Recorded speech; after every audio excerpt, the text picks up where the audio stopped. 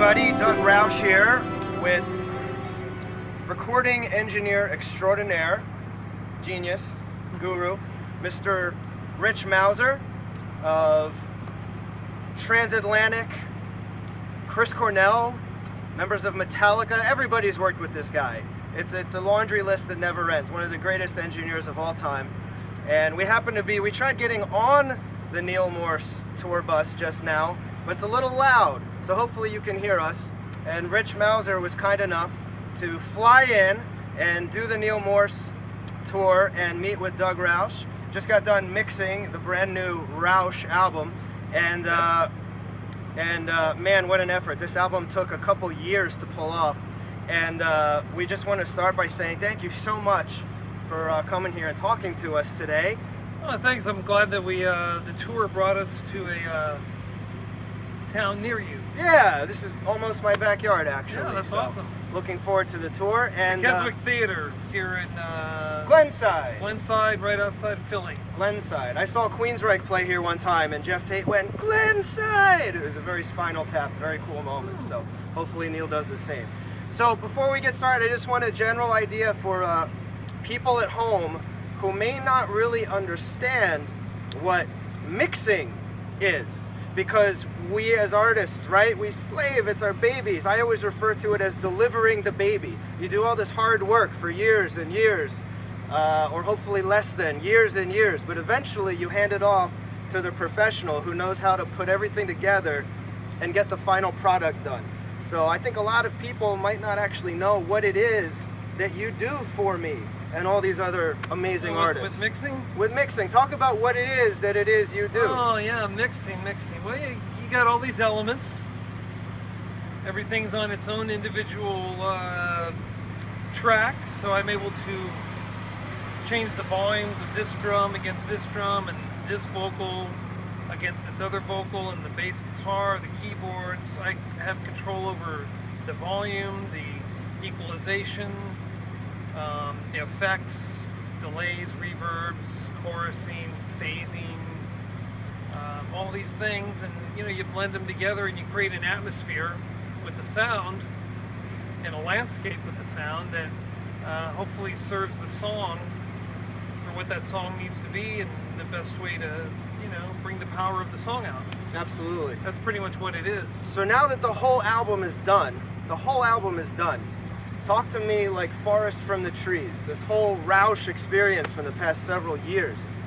How do you feel about the project? I hate the word project. How do you feel about the album project, as a whole? some people call them projects. The album, even That's though right. Maybe it won't get on vinyl, let's still call it an album. All right, fair enough. I like that. So I've bought albums. I like listening to albums. Well, this was a long time. I had this project for a year and a half. I would work on a song, and then I would start working on another project, and it would be a couple months before I got back to another song. And I appreciate your patience because it was a long process. It was a very long process. It was a very long process, but you get to work on a song, then you get to come back to it with fresh ears and go like, hey, okay, now that I've, as I call it, roping it in, which is where you get it to where you can actually listen to the song as a whole without anything sticking out like so dramatically bad. Then you can get in and get into the fine detail points of let's turn this vocal up a little bit, maybe this effect. You try things, you start mixing something, you're trying to imagine where should I go with this, because it can go a lot of directions when you're mixing something. You can decide to make it ambient, make it dry, make it, a lot of options and choices. It's a blank canvas to some degree. So talk about some of the things that were the most challenging with specific regard to this album and this music, some of the things that gave you the greatest challenge that was so time consuming. Well, this one I would say was the drums was time consuming. In the fact that your vision, because you had a vision for the sound. Absolutely. And you would clue that into me and maybe be like, oh, I want the drums to be really big and bombastic and huge here, and I'd be like, well, the actual drums, the way they were naturally recorded, were in a tiny little room with a tiny little snare drum, boom, ding, and you wanted to be like, So, I do. It's true. I do. So I had to, do special things to make those drums turn into that, All right, tell us what your absolute favorite from this whole giant thing that we just got done. Do you have a favorite song, a favorite piece of the whole thing, and explain why that might be? I like the end. Wow. That's the name of the song, which I know is your most weird. It's kind of Pink Floyd though. It's weird. Is. It's like Thank the wall. you. It's like the wall or something like that. Thank you. It's like a weird piece off the wall. Yeah. And you've got like these notes coming in that are like, you wouldn't expect some of these chords and these notes. You got like what I call rubs happening. It's like the tonic is an E, and then you got like an F on top of it, like just, and then so it's kind of rubbing you, but then it resolves into this like open, kind of relaxing piece, and it's just unusual. It goes places, and I kind of like the simple. It's very open, it's and that was one actually where the drums are very open. It just got this like boom, ka, boom, ka, boom, ka, right? Absolutely. Thing. And so I did some weird stuff with that one, with like taking a kick drum that I recorded in my room, like a big 28-inch kick drum, and I put that on top of the kick drum you gave me to be more of an open thing. Right. And then I actually took a sine wave from a tone generator at like 60 hertz, and I triggered that sine wave to hit every time that the drum hit. Because initially it was just a little kick drum going like boom, boom, and I kind of wanted to be like boom, boom, So we got that. We kind of created this bigger landscape with it, and it's very open. There's all these keyboard pads. Anyway, I like that. And then, I mean, your lyrics are very dark. They are very dark, very and, dark. and like like it's pretty deep and dark. I'm sure this is going to get mentioned on the documentary elsewhere. People come to me after they hear my music and they say, "Doug, are you okay?" Exactly, I think that. Everybody does You're not this. going to go doing anything crazy, are you? Doug, you're all right. You're not going to jump off a... Well, again, music is therapy. Music saves lives. This is why we do this. Well, I think it's... When I listen to your music, I'm thinking, okay, he must have went through some kind of traumatic stuff here, and he's just letting it all out. Is that true? Well, this is unfortunately is an interview directed at Mr. Rich Mauser. But I'm throwing it back at you now. He's a. I took it over. It's a producer in me. Oh, that's fair enough. I appreciate that. I think it was a James Hetfield quote, actually, oddly enough, who said, "Life is not all flowers and sunshine," end quote. So I really feel very strongly about that. Life is a struggle, man. And fortunately, those of us who can channel it through something like music and express our way through art, it prevents us from doing something really bad otherwise. No, that's good. It is. It's expression.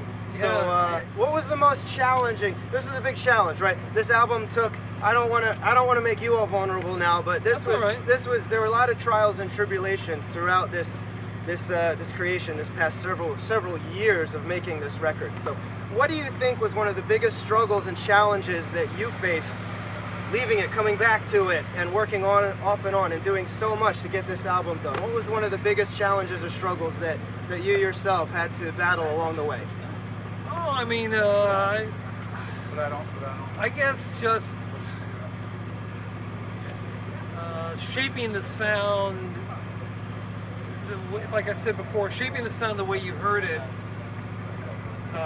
Because there's different, we went through some different styles on this. It certainly wasn't like, oh, here's a song, this has got its sound, the next song sounds the same. Each song is really, the way it was recorded and the way it was mixed and everything, it was kind of its own thing. Wouldn't you say? That's the way it hit me. So, that's what I was going for. So I kind of for. had to start over. Each song is its own complete mix, different drums, different, one's heavy metal, really hard-hitting, whatever you quoted, you said make it sound like Metallica kind of thing, give it that sort of edge. On one song. One song, just one. And that one is like, okay, so I kind of got clued into that, which is very, very different than like the end, which is all completely Peter Gabriel meets Pink Floyd, kind of thing. Right. So that was challenging, but I like challenges. As do I. I think that's why we work so well together. I like it, and you push me, and I'll push back if I feel like it's like, hey, man, Back off, Doug. Yeah, back off, You're Doug. too much. This is kind of an odd question, but my partner in crime from the band Jolly, Mr. Annadale, is pushing me to ask. It's kind of a weird, self-conscious question coming from me about me, but I'm supposed to ask. You're supposed to answer this general question. How do you feel about Doug Rausch? What do you think about Doug Rausch? What or do what I do you think about Doug Rausch? Yeah, okay. That's an exciting. He's a fan. He's got fans. You know, it happens He's crazy. every now and then. What do you think about Doug Rausch? Well, yeah, you can be a pain in the ass sometimes. I appreciate that. Thank you very much. What is it? I'm an asshole? Is that what you said? No, I'm not an asshole. Oh, I'm not an asshole. Oh, See, there's a whole I got it wrong. there's a whole non-asshole demographic out there. Oh, that's right. And that is a demographic that. Well, just- you're not an you're not an asshole. Oh, thank But you. you know what it is? You're It's just the nicest you're just an artist that you're just particular, I am. and that's okay. Okay. So it's just the way it is. You know what I mean? I mean, I work with people all the time like that, and I'm very flexible in that. Like I said, if I get pushed to the point where I'm thinking, hey, this is really against I really think it's going not the right way, I'll say something. But if it's like, hey, okay, I'm starting to see it now, you know. Right.